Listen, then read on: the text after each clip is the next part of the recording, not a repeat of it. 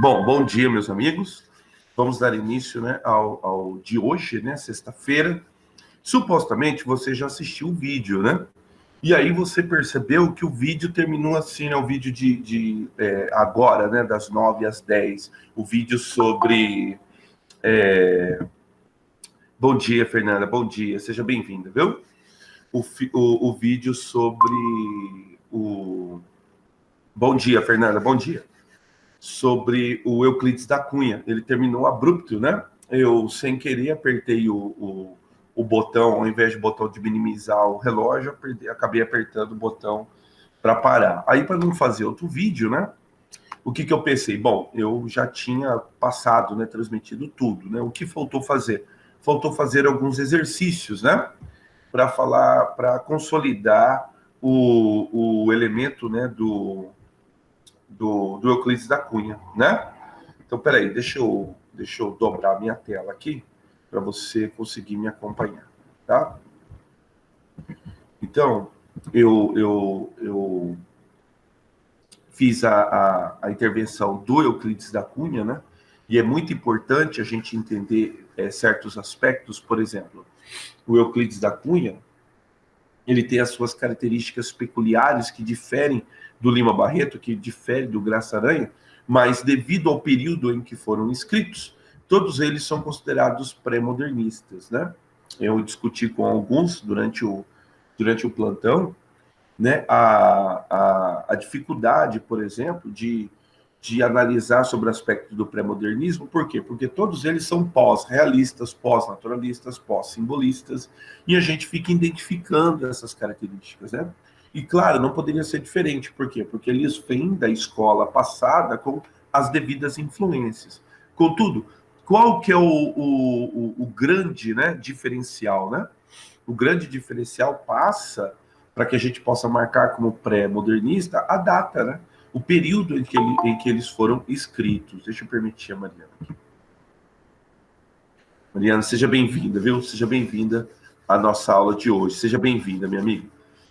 E os pré-modernistas, que, claro, eles têm esse mote, né, de mostrar cada um a seu modo, de cada um perceber o Brasil. Então a gente pode acrescentar as características que nós vamos ver, que são características naturalistas, que são características deterministas, que são características positivistas, tudo isso resquício, né, de tudo aquilo, claro, que eles tiveram influência nas escolas passadas, tá? Então acompanha aqui comigo o que faltou para fechar, né, o exercício, né, cara? Então, no caso aqui, diz lá, com a obra Os Sertões, publicada em 1902, Euclides da Cunha foi um escritor pré-modernista pioneiro ao aproximar a literatura e a história quando recriou literalmente o sangrento conflito da Guerra de Canudos, 1897. Além de retratar os conflitos ocorridos durante o período, o autor atribuiu maior destaque a três principais aspectos. Aí é a hora que nós vemos, né, a total influência, né, por exemplo, do determinismo. Na hora que a obra ela é dividida em a terra, o homem e a luta, né? A terra, porque o homem ele é fruto do meio, o homem, porque o homem ele é fruto da raça, e a luta, porque o homem ele é fruto do momento. O homem é fruto da raça, do meio e do momento. Isso, a terra é o meio, o homem é a raça e a luta é o momento, né? Que divide, né, no caso, as três hipóteses do Hippolyte Taine, né? Que foi o pai do determinismo, né? E uma clara referência a um realismo. Mas por que ele não é, então, GC, uma obra realista? Ele não é uma obra realista porque ele tem esse pretexto. Qual que é o pretexto dele? Mostrar um Brasil que as pessoas não conhecem. E as pessoas não conheciam aquele Brasil. Tanto é que hoje a gente tem tropa de Caatinga, né? Porque o exército, na verdade, o exército é derrotado pelo terreno, porque o sertanejo, em muito menor número, né? Ele consegue dominar as sucessivas empreitadas, justamente porque o sertanejo conhecia o terreno, o sertanejo conhecia o lugar, coisa que era uma incógnita, era um enigma, né, para o soldado brasileiro, e isso eu digo o soldado que estava ali, e também digo também o comando no Rio de Janeiro, tá? Estou terminando aqui a minha explanação, porque eu terminei de forma abrupta, né? Se você assistir o vídeo sobre Euclides da Cunha, ele terminou de forma abrupta, porque esse ignorante aqui clicou no lugar errado, né? Mas tudo bem, então. Ó, número 4. A literatura do pré-modernismo brasileiro, nas obras de Euclides da Cunha, Lima Barreto e Monteiro Lobato, caracteriza-se pela descrição e romantização da sociedade rural. Não, não é romântica, muito pelo contrário. Ele vai apresentar o quê? Mazelas, ele vai apresentar o quê? A parte, né, da crítica social, né, é o que eles vão apresentar. No caso do Euclides da Cunha, mostrando, né, a incapacidade do exército em lidar ali com sertanejos, com o pessoal que era nativo do lugar e no fim só queria o quê? Só queria viver as suas vidas, né? Interpretação e polêmicas voltadas para a problemática social, isso mesmo. Então, a PUC do Rio Grande do Sul manipulando aí os pré-modernistas. É importante, meus amigos, ter o aporte de todos os pré-modernistas, porque virou, mexeu, eles vêm, eles nos visitam, né? No Enem e nos vestibulares. Então, a partir do pré-modernismo, né? O que acontece? A frequência nas questões, elas são muito maiores, tá? Então, daqui em diante, o negócio vai ser mais moroso sob o seguinte aspecto, para que não haja, né, possibilidade de alguma questão dessa no Enem, por exemplo, né, você se furtar, muito pelo contrário, né, você seja capaz de desenvolver. Bom, você vê que era pouquinha coisa que faltava da minha aula, tá bom? Da minha aula sobre o Euclides da Cunha. Semana que vem, Pedro, seja muito bem-vindo, cara. Pedro, semana que vem, configura-se, né, a minha última aula, né, no caso, antes do recesso. Aí, semana que vem, Pedro, seja muito bem-vindo, cara. Fica à vontade, tá? Então, no caso, semana que vem, aí eu falo sobre Monteiro Lobato e vou ver se eu consigo falar também do Augusto dos Anjos, esses três pré-modernistas. Se eu não conseguir falar do Augusto dos Anjos, não tem importância. Aí eu jogo para a aula, primeira aula depois do recesso, tá bom? Para a semana que vem também penso em falar. Hoje eu acho que não vou conseguir, né, cara? Eu penso em falar do Cemitério dos Vivos, que é tema da Universidade Federal de Santa Catarina, tá bom? Hoje, como marcado, que é o mote da aula, tá aí escrito aí, né? Vou falar a respeito de Clara dos Anjos. Era só esse finalzinho que eu queria mostrar, o exercício, tá? Foi a única coisa que faltou do vídeo que está gravado, que supostamente você já assistiu agora, das 9 às 10, tá bom? Muito bem. Agora, vamos ao Clara dos Anjos, então. No caso de Clara dos Anjos, o livro de Lima Barreto, né? Tá aí na sua apostila, se você quiser acompanhar, tá bom? Tá na página 16, tá bom? É tema tanto da Universidade Federal do Paraná como da Universidade Estadual, né? No caso de Londrina, né, cara?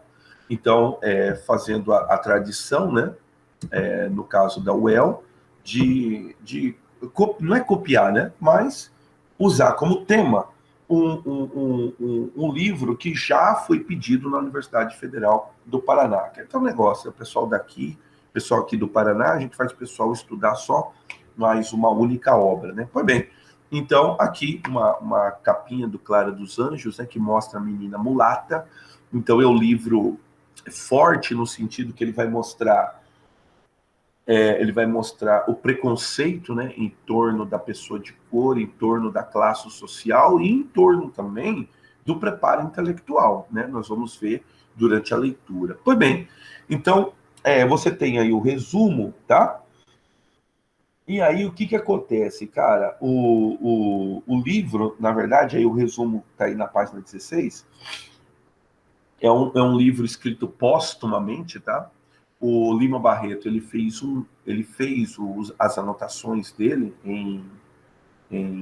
para Clara dos Anjos, mas em 1920 ele lança um conto chamado Clara dos Anjos, que ele faz um negócio resumido, tem lá as 6, 7 páginas, o conto, tá?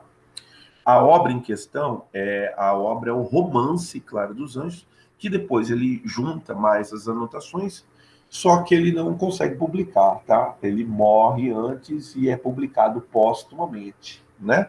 O Clara dos Anjos é publicado póstumamente. Eu acho que eu tenho a data aqui da publicação.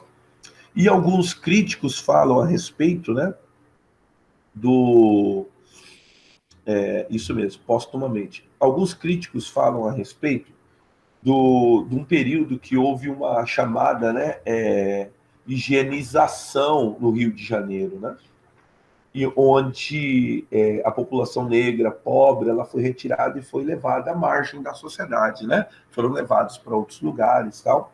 Então tiraram ali, né, os marginalizados, os bebuns, as mulheres, vamos chamar aqui, né, as mulheres da vida, etc, né? E supostamente o livro ele foi escrito justamente durante esse período. E o Lima Barreto, né, nós já vimos no último vídeo, né, a respeito de deixa eu ver ali quem que entrou, né? Tô bem. Nós vimos no último livro que nós analisamos, né? Ser bem-vindo, Gregory, fica à vontade, cara, né? Estamos analisando aqui o Clara dos Anjos, né? No último livro que nós analisamos, que foi o conto, né, Nova Califórnia, essa capacidade ou essa presteza, né, do Lima Barreto em analisar o subúrbio, né? Eu fiz uma anotação aqui de uma parte do livro, né, que eu achei curiosa, e que ele diz que o subúrbio era o refúgio dos infelizes, né? E assim que Lima Barreto vai mostrar o Brasil dele, vai mostrar o Brasil dos marginalizados, né? Em outra ocasião eu falei também que o Lima Barreto era mulato, né? E aí o que acontece? Ele fala a respeito dessa relação, né? Tá bom, vamos ao livro então. O livro ele começa nos apresentando, né, a família dos anjos, cara, né? A família dos anjos tinha por pai, né, o Joaquim dos Anjos, casado com a Engrácia, né, Engrácia dos Anjos. Ambos eles mulatos, tá? No caso, o pai, ele era mais clarinho, mas tinha o cabelo ruim. E no caso da mãe, ela tinha o cabelo liso, mas a pele mais escura. Diz o livro que eles tinham a filha Clara. A filha Clara, ela era assim, tipo assim, a última filha era para ser a caçulinha. Só que os filhos que vieram antes, o livro usa, né, a palavra, eles não vingaram, tá? Então, os pais foram perdendo os filhos, perdendo os filhos, perdendo os filhos, e ficou a Clarinha, né? No caso, a caçula. Então, você pode imaginar como essa menina era protegida. No livro fala que ela puxa a pele do pai e o cabelo da mãe. Então ela saiu menos negra, né? Então o pai, ele tinha a pele mais clarinha, mas o cabelo encaracolado. E a mãe tinha o cabelo liso, mas a pele mais escura que o pai. A Clara saiu a pele do pai e o cabelo da mãe. Então ela era, vamos colocar aqui, menos negra, mas era mulata, tá? A família era pobre. Joaquim, ele era carteiro, tá? Joaquim dos Anjos, ele é de Minas Gerais. Ele é de Diamantina, do Minas Gerais. Lá em Minas Gerais, ele conhece um engenheiro e ele trabalha com engenheiro. Trabalha com engenheiro, presta favor, presta auxílio ao engenheiro, faz as atividades lá, né? O engenheiro auxilia, e o engenheiro gosta muito dele. Aí o que o engenheiro faz? O convida para vir com ele ao Rio de Janeiro. E assim ele chega no Rio de Janeiro. Ele chega no Rio de Janeiro e aí ele já, né, arruma um emprego como carteiro, tá? Arruma um emprego como carteiro. E aí ele se estabelece, né? Se casa, etc, né? Conhece a dona Engrácia, né? Se casa, tem os seus filhos, contudo eles vão falecendo, e aí a Clarinha é aquela que resiste, né? Aquela filha. Então vocês imaginam, né, a proteção com a menina, né? A menina era fruto, o último fruto, né, no caso, né, do casal. Ele recebe uma herança, em vez de voltar para Diamantina, voltar a se estabelecer, não, ele gosta do Rio de Janeiro, e aí ele consegue comprar uma casinha no subúrbio, tá? Então a casinha é bem inferior à propriedade que ele herdou lá em Diamantina, mas ele não quer largar a vida no Rio de Janeiro. Então ele vende lá e com uma casinha, muito orgulhoso da casinha de 2 quartos, tá? Pequena. Morava numa rua onde, por exemplo, tinha um pensionato. Nesse pensionato, era um pensionato que basicamente era alugado, né? Era o prédio mais bonito da rua, e era alugado para um necessariamente um pastor, né? O nome do pastor era Clint, uma coisa assim, né? Era um americano, né? E aí as pessoas da redondeza chamavam os membros da igreja ali que também moravam nessa pensão, chamavam eles de os Bíblia, né? Eu lembro saudoso tempo em que um evangélico era conhecido como os Bíblia, né? Por quê? Porque os caras viviam com a Bíblia debaixo do braço, só falavam só sobre a Bíblia, né? Hoje em dia eu tenho para mim que até mesmo nós evangélicos deixamos de andar com a Bíblia, deixamos de falar da Bíblia, mas tudo bem, né? E aí eram conhecidos como os Bíblia. Só que o Joaquim, ele se relacionava com as pessoas, tal, mas não era adepto da religião. Então ali convivia com os caras, inclusive alguns amigos, né? Por quê?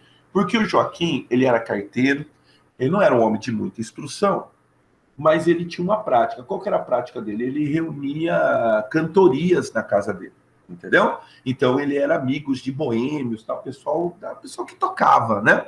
Pessoal que gostava de fazer música. Ele que era flautista, diz o livro que ele não era lá um excelente músico, mas era um cara que gostava, entendeu? Gostava daí, ele era flautista, mas só que a flauta estava meio em decadência. Mas ele também escrevia alguns versos, tá? E aí ele vendeu algumas músicas, tal, e se orgulhava disso, né, que as pessoas compraram a música dele e tal. E assim ele reunia as pessoas para tocar na casa dele, né? E assim ele se relacionava com os vizinhos que eram chamados de os Bíblia, né? Inclusive um dos amigos que tocava acabou prestando um favor para esses chamados Bíblia, e aí foi permitido a ele, né, que ele morasse lá na pensão com troca que ele pintasse, porque ele era pintor e tal. E assim ele é um camarada que frequentava, não era adepto da religião, mas, né, frequentava ali, vivia ali, prestava um serviço para o pessoal. O pai, né, o Joaquim dos Anjos, ele se considerava católico, tanto que na primeira oportunidade foi lá e batizou a Clara na igreja católica. A Clara, inclusive, tinha um padrinho, o Mahamak, né? Que daí, interessante que daí a tática do Lima Barreto, né, conforme ele vai nos apresentando os personagens, né? Ele vai contando as histórias do personagem. Então ele contou, nos apresentou o Joaquim, nos apresenta a Dona Engraça, vamos falar tanto da Dona Engraça, e nos apresenta a filha, né? A filha que era a joia do casal, né? Que era muito linda, etc. E o Joaquim recebia as pessoas, os tocadores, na sua casa. Recebia o Mahamak, que era, aí nos apresenta o Mahamak. Quem que era o Mahamak? O Mahamak era, ele tinha ali, né, a sua vivência no Rio de Janeiro, quando foi a Revolução de 93, ele acompanhou Floriano Peixoto, outros acompanharam outros, né, adeptos, né, contrários, e aí o que acontece? Ele acaba levando um ferimento, né, e paralisa parte do corpo é paralisado. E aí ele volta, e aí ele conseguiu o posto de alferes, né, que é um posto de oficial, né, mas daí ele é dispensado e ele tem um emprego de contínuo. E aí aquele emprego é o que ele se sustenta, tal, né? E frequenta a casa do Joaquim, né? Não, e aí o livro, por ocasião, tá ali, né, na cantoria, etc, né? E aí estão ali o Joaquim e o Lafões, né? O Lafões, aí nos apresenta o Lafões, né? O Lafões, ele era português, tá? Companheiro de jogos, né, tanto do Joaquim quanto do Mahamak, eles ficavam fazendo um jogo de carteado ali entre as cantorias, etc, né? E aí o Lafões, né, frequentava a casa, era amigo da família. O Lafões teve uma ocasião que ele foi preso. Aí eu não anotei aqui a ocasião aqui da prisão dele. E lá na prisão, ele conhece um tal de Cassi Jones, né? O nome do Cassi, né, é Cassi Jones, e ele é filho, né, do pessoal ali o pessoal ali do Rio de Janeiro, né, filho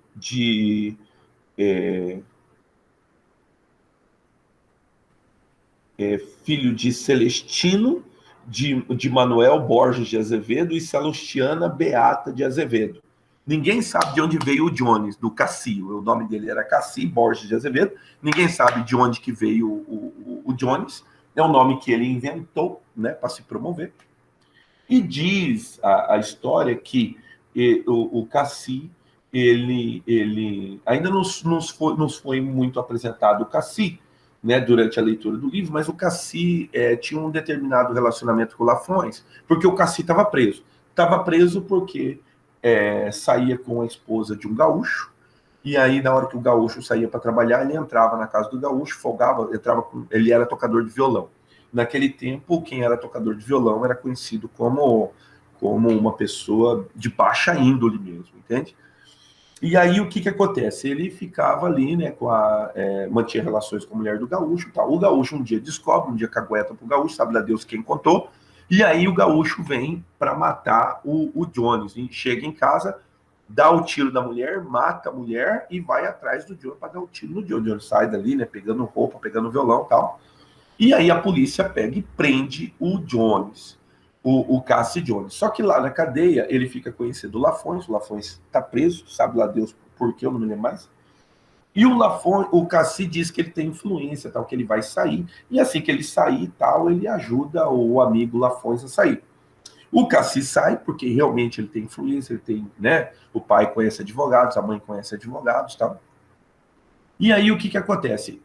O Lafões, ele acaba sendo liberado, porque chega a hora dele ser liberado, mas o Lafões acha que ele foi liberado por causa do Cassi. Então ele tem o Cassi, ó, como camarada dele. Não, o cara me tirou daqui, velho. Mas na verdade foi tudo obra do acaso e o Cassi acaba ganhando um aliado propriamente dito. Voltemos para a conversa. Estava ali no carteado, tal ali.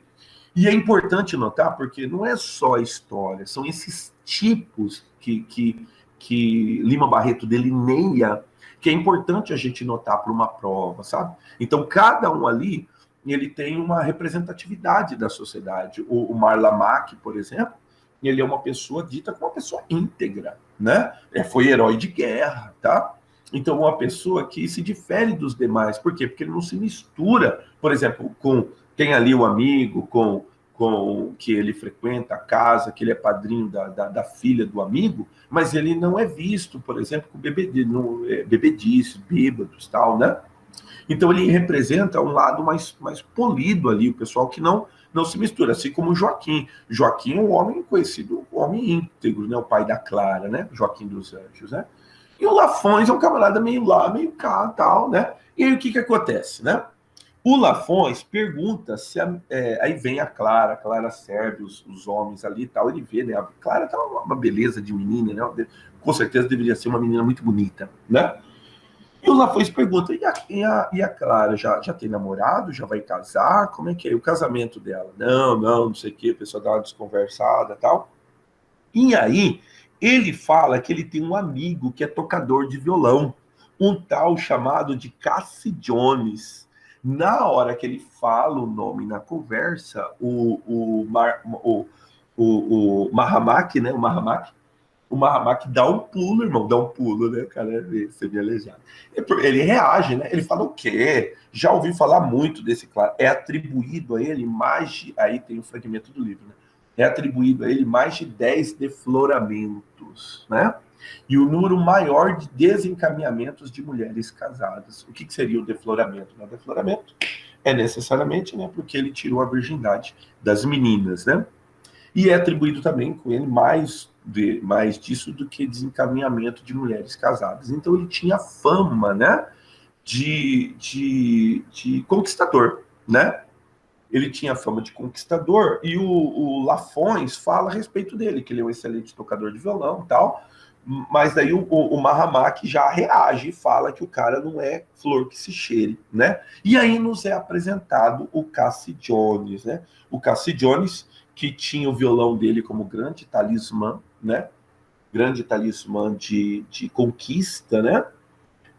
E é atribuído a ele esses 10 defloramentos, mais de 10, ou perto de 10 defloramentos, e também a sedução de um número maior de mulheres casadas. Contudo, ele contava com a ajuda de advogados, ajuda de conhecimento da família. Por quê?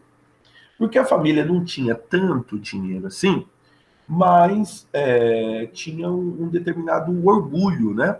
A mãe dele, a dona Salutiana, né? A mãe dele, ela tinha um irmão, né? Tinha um irmão que era médico do exército, né?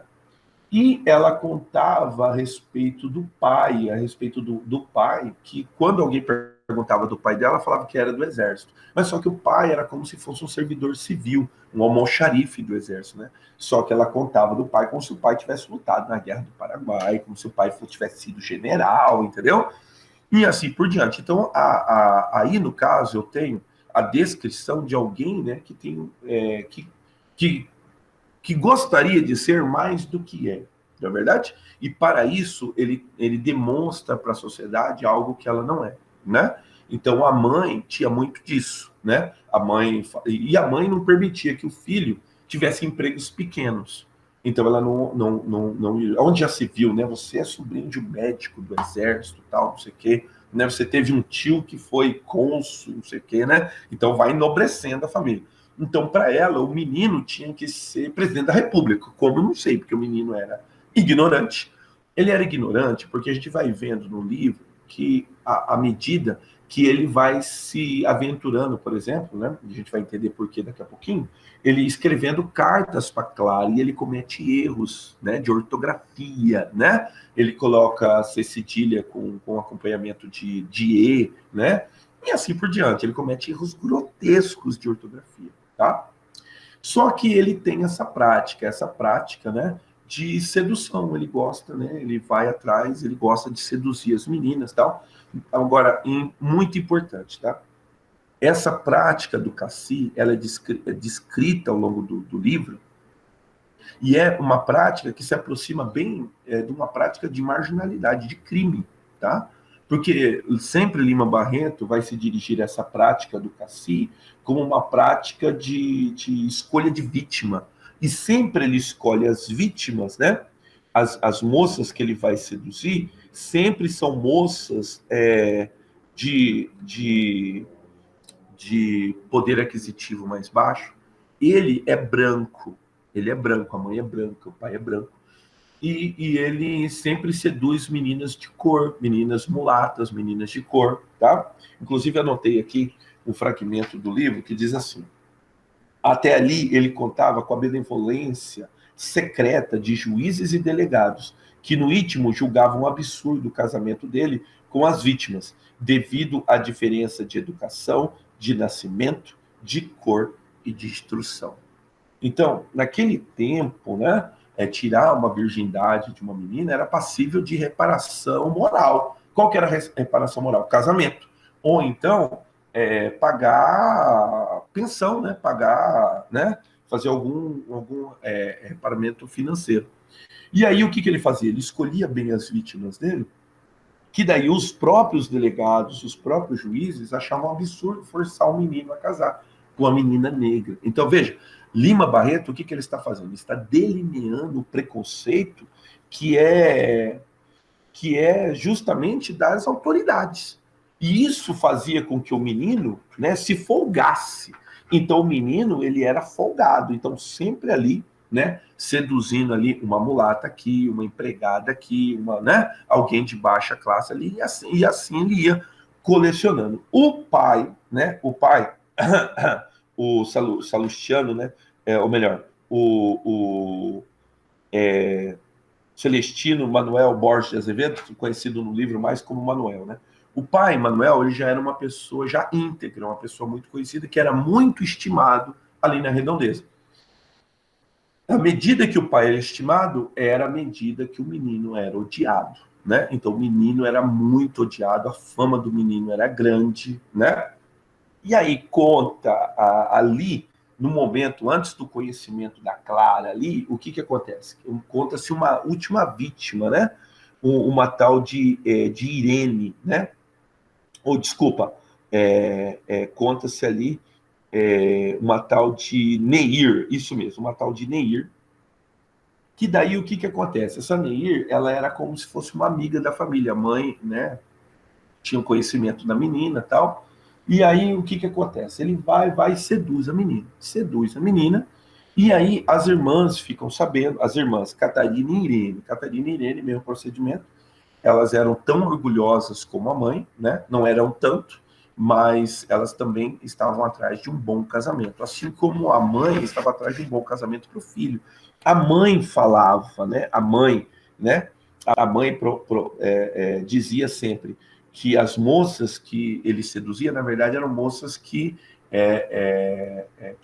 era o contrário, elas seduziam o filho dela, né? E onde já se viu, né? Ela nunca ia conceber do filho se casar com uma negra ou com uma mulata. Então, preconceito ali latente na mãe, reproduzido pelas irmãs, só que as irmãs não gostavam do Cassi, talvez até pela preferência da mãe, e talvez até porque o Cassi era descrito como um rapaz ignorante, né, um bronco, um chucro, né?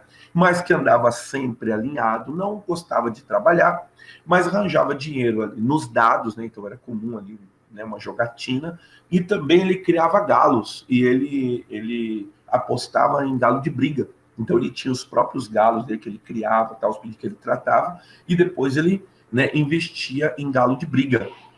E assim ele conseguia um dinheiro. O dinheiro não era para ninguém, o dinheiro era só para ele comprar gravata, para ele comprar suspensório, para ele comprar terno, entende? Para ele comprar chapéu, para ele comprar sapato. Então era alguém que andava sempre alinhado e era assim que ele conseguia dinheiro.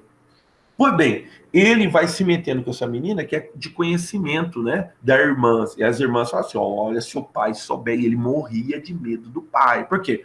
Porque Deus o livre o pai, né, expulsar ele de casa, porque o pai poderia ter essa autoridade. Então, sobe daqui, você já é maior, então sobe daqui. Só que daí, como é que ele ia se sustentar? Se ele fosse pagar o aluguel, pagar comida, tal, não ia sobrar nada para o sapato, não ia sobrar nada para a gravata, não ia sobrar nada para o terno. Ele gostava de andar alinhado. Bom, só que ele vai e seduz a Nair. Quando ele seduz a Nair, a mãe se encoraja, fica sabendo da gravidez da menina, a menina engravidou, que é algo interessante, né? Porque o cara é um procriador, né, irmão? Porque é pai engravidar, é algo sensacional, mas beleza. E aí, o que acontece? A mãe da Nair vai lá conversar, porque sabe que o pai, o Manuel, é um homem íntegro. Vai lá procurar o pai. Quando vai lá procurar o pai não tá em casa. Quem tá em casa? A mãe. A mãe já trata de dispensar a menina e dispensa a menina humilhando. Fala assim: onde já se viu, meu filho vai casar com uma mulata, vai casar com uma negra, né? E aí a mãe volta atrás, o que a mãe faz? Vai ao delegado. Quando chega no delegado, o delegado fala para ela: olha, eu estou há 6 meses aqui, eu já ouvi falar de tudo desse cacique. Contudo, no caso da senhora, eu não posso atender, porque a senhora tem uma pensão, a senhora tem direito a minha situação, não é miserável, a senhora tem a sua olha só o que as autoridades pensam da época, tudo isso é retratado pelo Lima Barreto, né? Então, vocês têm como se sustentar, né? E eu também não posso forçar o menino branco a casar com a menina mulata, uma menina negra. O delegado fala isso para ela. E aí o que ela faz? A mulher, desgostosa, vai lá e se suicida. Todo mundo fica sabendo, a história se espalha, os repórteres, né, adoram, né? E vão atrás, investigam e caguetam, né? Falam que foi por influência amado do Cassi, que vai lá e, e engravida a menina, mas não assume a criança, e aí a mãe fica em desespero, a mãe humilhada vai lá e se suicida.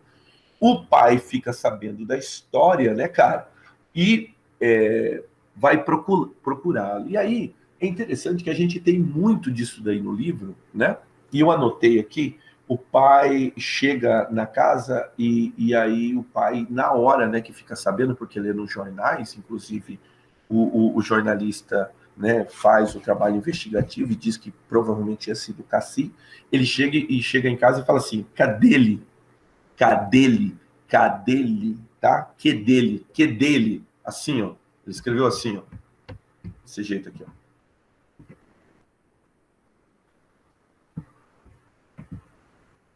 Assim que ele escreveu.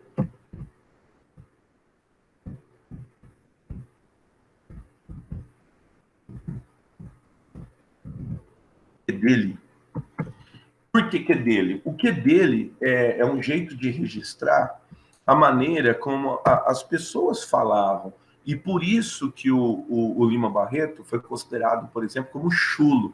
Porque ele faz questão de escrever como as pessoas falam. Então ele vai reproduzir, por exemplo, alguma caligrafia do Classi.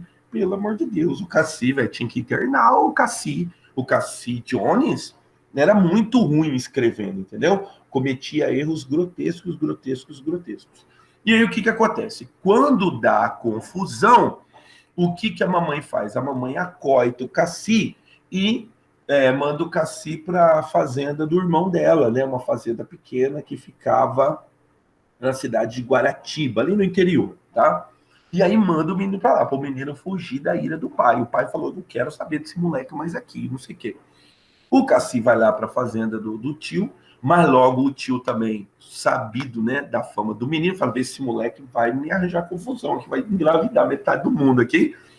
Vou despachar. Despachou o menino vai para casa de uma irmã dela, tal, uma irmã da mãe, de uma tia, mas também as tias não ficam muito tempo, ele volta. Só que ele volta em segredo. E aí ele começa a morar no porão da casa do pai, né? A mãe leva a comida para ele, entendeu? E assim ele mora ali. Ele mora no porão da casa do pai. E é assim que a gente fica conhecendo o Cassi. E aí o que acontece? O Cassi é convidado, né, cara, para a festa de aniversário da Clara, por intermédio do Lafões. Então, o Lafões, né, propõe para o Joaquim, o Joaquim mesmo alertado pelo Mahamak, ele autoriza, não, então traz o menino, já que o menino toca, né, velho, traz aí para animar a festa e tal, não sei o quê. E aí ele leva o Classi. O Classi, no primeiro momento, ele não queria ir e tal, né, não sei se eu vou, não sei o quê. E aí fica sabendo que na casa tem a menina, né? Pois bem, ele vai à festa. No que ele vai à festa, ele é apresentado à menina. No que ele é apresentado à menina, ele põe os olhos nela. Aí o Lima Barreto descreve a menina, né? Que ele já põe os olhos nos seios em riste da menina, né? Tal, né? E aí ele gostou da menina. A Clara, né, na ingenuidade, porque o camarada com certeza era bem afeiçoado, né? E também fama de violeiro, ela pede para ele tocar. E aí tal, não sei o que, não, toca tal. E aí ele toca. E o Lima Barreto descreve os maneiros do violão, as maneiras como ele faz, né? Que ele canta virando os olhos, não sei, que chega até ser promíscuo, né? A maneira como ele cantava, né? Pois bem, e ali ele vendo ali, né, tal, e se enturmando ali na família, apresentado ao pai, mas ele vai conversar com o Mahamak vai lá e tesoura ele fica meio chateado, tal, né, o que ele faz? Vou vazar.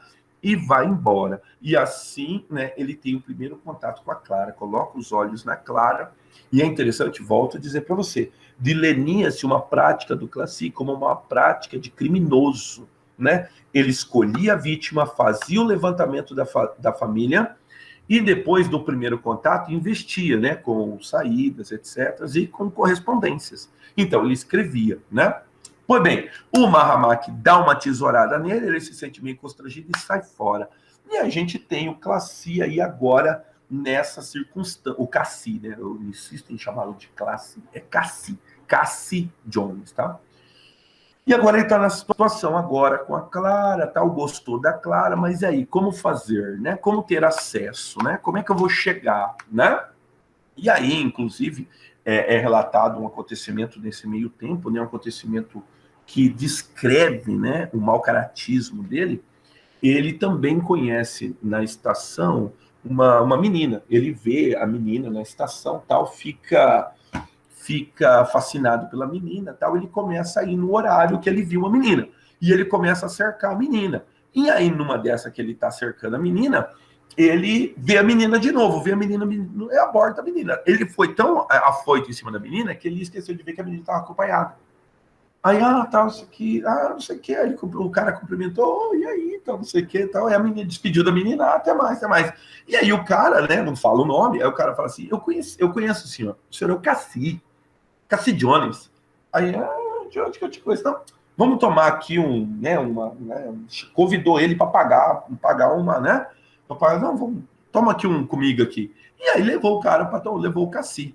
Aí o cara chegou para ele e falou assim, olha, deixa eu te falar, aquela menina que eu vi que você colocou o olho, que você foi para cima, eu quero te explicar, ela é minha irmã. tá? E aí, eu quero que você entenda o seguinte, foi a última vez que você falou com ela. Porque se você voltar, eu conheço a sua fama, então se você voltar a falar com ela, eu te dou 5 tiros na cara. E mostrou, né, cara, o Smith Wilson, né, o niquilado 38 com cabo de madrepérola, né, cara. Mostrou para ele e falou assim, ó, se você aparecer, se você falar de novo com a minha irmã, e aí o Cassidiano sai dali com né, fama de brabão que tinha, não sei o quê.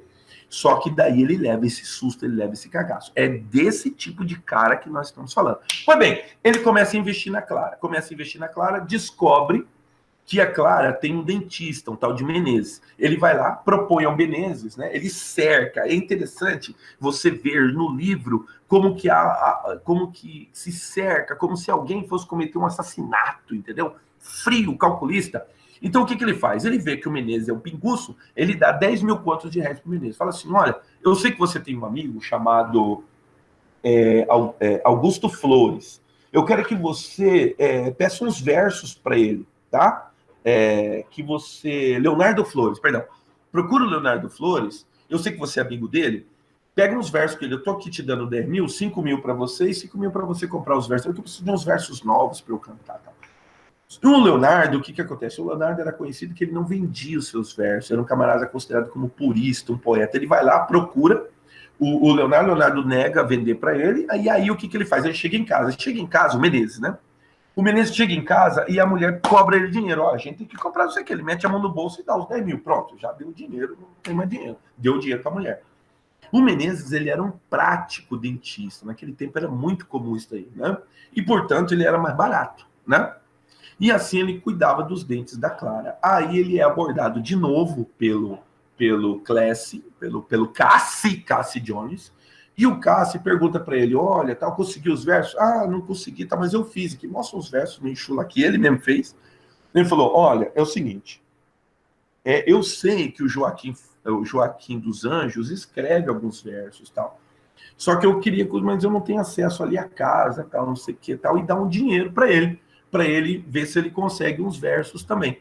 Só que daí de dinheiro em dinheiro, o Menezes acaba devendo o Cassi.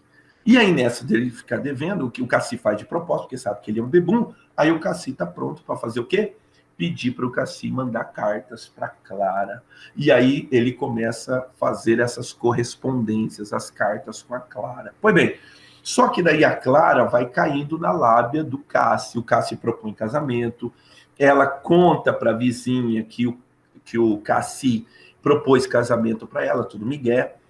A vizinha assustada com ali, porque sabe da fama do Cassi, fala para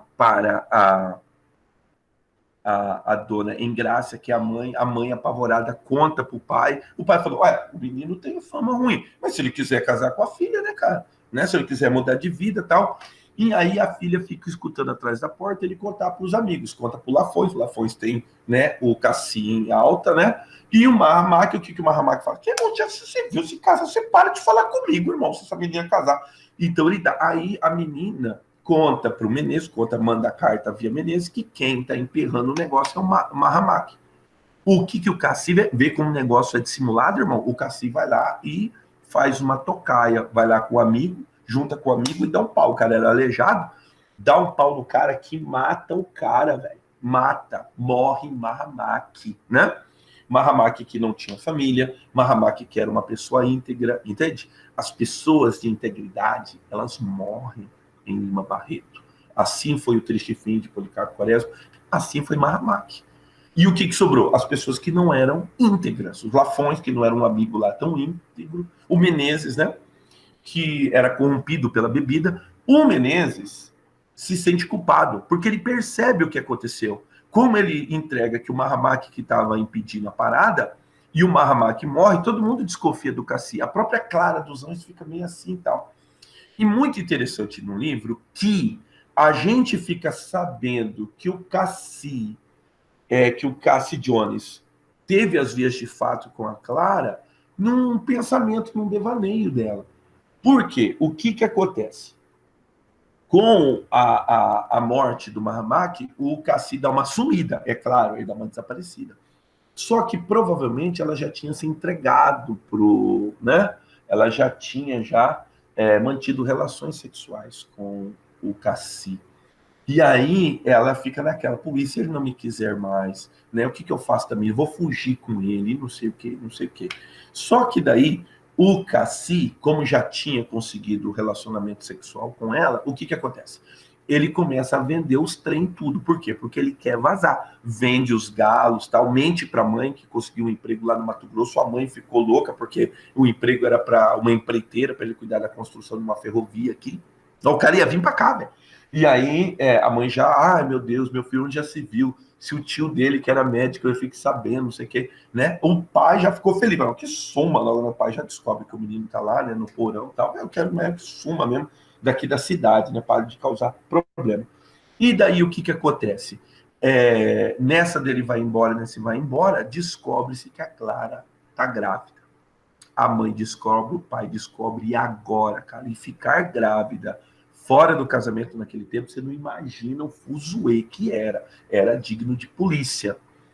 Pois bem, a mãe vai procurar, né, a família, né, vai procurar o Manuel e a dona Salustiana. O que que acontece? A dona Salustiana, como fica sabendo da situação, que a menina é mulata, que o pessoal é pobre, manda o menino para São Paulo. O menino vaza para São Paulo, entendeu? Esconde o Cassi. E aí, né, nas vias de fato, a mãe, a dona Engrácia, né? Interessante, né? Que é quase o prefixo de ingrácia, né? Quer dizer, aquela que não tem graça, né? Mulher que será desgraçada. Leva a menina assim né, na mão para falar com o pai e com a mãe do rapaz, para exigir o casamento. Só que daí a dona Luciana faz o que ela tem costume de fazer, fala que ele é maior, que é ela que deveria ter cuidado da menina, e que onde já se viu o filho dela casar com uma mulata, né? E aí eu coloquei no resumo, leia lá comigo lá, faz favor, o último trecho do livro, que é um desabafo do Lima Barreto, né? O último trecho do livro é a menina, né? Que era uma menina ingênua, uma menina que não era preparada para a vida, né? Que foi tão preservada pelos pais que no final não teve condições, né? De reagir quando apareceu um malandro, né? Quando apareceu alguém de lábia a enganando. E aí eu coloquei na página 17 a seguinte transcrição, né? Mamãe, que é minha filha? Nós não somos nada nesta vida. Então, ela na condição de mulher, na condição de negra, tá? Na condição de pobre suburbana. Então, ela não era digna de reparação, tá? Fica aqui o desabafo do Lima Barreto, tá bom? Então, muito importante